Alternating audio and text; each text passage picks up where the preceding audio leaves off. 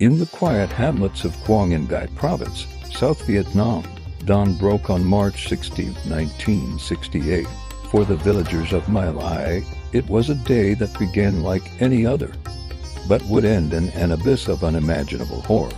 For the men of Charlie Company, 1st Battalion, 20th Infantry Regiment, it was a day that would forever stain the conscience of a nation. What follows is not just a story of war, but a chilling exploration into the dark corridors of the human psyche, where the lines between soldier and monster can blur into nothing. Charlie Company was on edge. They had suffered casualties from booby traps and snipers, yet had rarely seen the enemy face to face. Frustration and fear festered.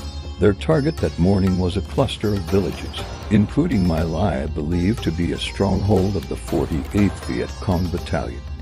The briefing was simple: the enemy was waiting, and the area was a free-fire zone. The villagers, they were told, would be at the market. Any who remained were considered either Viet Cong or sympathizers. This critical piece of misinformation set the stage for catastrophe. Under the command of Captain Ernest Medina and platoon leader Lieutenant William Calley, the soldiers descended upon the village. They found no enemy soldiers. They found no weapons. They found only unarmed civilians, old men, women, children, and infants, eating breakfast, tending to their chores. But the orders had been given. The psychological principle of obedience to authority, famously demonstrated in the Milgram experiments, took hold. Soldiers, trained to follow commands without question, were now faced with an order that defied morality. For many, the authority of their superiors overrode their own conscience. The situation spiraled into a frenzy of violence. Conformity, the pressure to act as others are acting, created a terrifying feedback loop. When a few soldiers began shooting, others followed suit. Caught in a wave of collective madness, the desire to belong to the group, to not be seen as weak or disloyal, became a powerful motivator.